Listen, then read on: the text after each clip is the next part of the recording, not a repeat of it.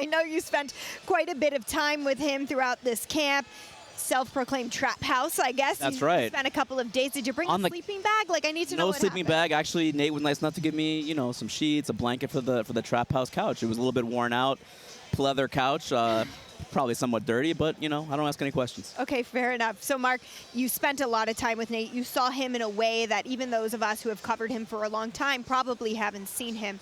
What was your biggest takeaway in terms of where he was mentally at for this potentially last fight with the organization? It sounds like he's more, the fight with Chimaev, as we know, which is now not happening, was not one that made him very motivated. I can't get into his mind right now about this Ferguson fight, but at that time when I saw him, it was a fight that really he was not looking forward to. He's looking forward to getting it done and then moving on to free agency. What is he going to do next? He's starting his own promotion, Real Fight Inc.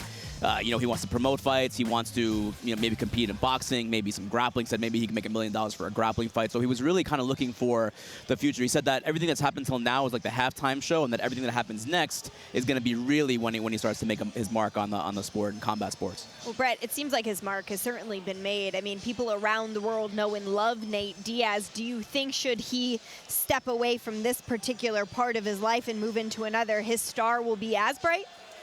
Yeah, I do. Yeah, Nathan Diaz has, you know, he's separated himself from just the UFC brand. I think that's pretty clear. I think, you know, when I sat down with him this week, he understands that and he knows that. But it's you spend 15 years with one company, and you feel like that just maybe this is how you treat me on the way out. And it's like he got it, right? And you can defend what the UFC was doing. They were making a business decision. This guy was on his way out of the company, so what do? You got to try and build a star off of his name. That's just the way the fight game works.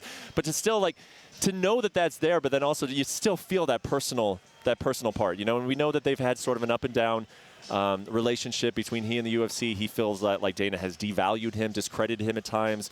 So I just feel like there were some emotions going through Nate that like this is going to be the last fight week, and I'm not real happy with the way that this is ending, man. And you can feel the weight on him. I imagine that now that matchup is different, and he's fighting a guy in Tony Ferguson who actually showed interest in fighting previously, that maybe we're going to see a little bit of a more loose Nate, and he's going to be a little bit happier now. But we'll see. We're going to find out on the stage. I'm going backstage in a few minutes to interview Nate, so I'm excited about that, to see how he is, because the three of us have been so fortunate to be around Nate Diaz for a long time, to cover him throughout these different fights, to see him at his highs and his lows within the organization and the sport. Marc, do you feel like this week, when you have seen him, he's got a huge group of people around him, do you feel like there's anything different about this fight week and his maybe mental state as opposed to other fights where we've seen him? He told me he was unmotivated for the Chimaev fight. That was the word that he used. But now he's no longer fighting Chimaev. And it's just weird how things always seem to kind of fall into Nate's favor. It always seems like he has the advantage somehow. He's like the Teflon Don, Nate Diaz. I don't know how it happens, but it happened again. And you know, he leveraged over the UFC. Got the Ferguson fight, which is one of the fights that he wanted. And yeah, I mean, one of the prevailing images that I have of Nate Diaz when I was with him at the quote-unquote trap house is before training, he's got his protein shake in one hand, he's got his joint in the other hand, and you know, he's just doing his regular pre-training routine.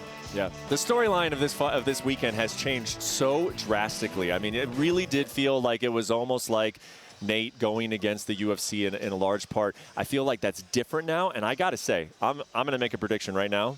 I don't think this is Nate Diaz's final fight in the UFC. I think he comes back, and I think we see him fight Conor McGregor at some point in the UFC Octagon. I think, and this makes it easier because it just means that they're not brawling with one another as he exits. He's going to fight Tony Ferguson, which is a fight I think a lot of us would have argued should have been the one anyway. And I think Nate Diaz is coming back. I agree, and it won't be his next fight. His next fight will be out of the UFC. That's what he said. But he wants to be in the UFC, and his words to me were, when there's someone cool enough who's beating guys up, you're going to know, because I'm going to be like, what's up now? I'm coming back. But it's not right now. Thank you for watching ESPN on YouTube. For live streaming sports and premium content, subscribe to ESPN+.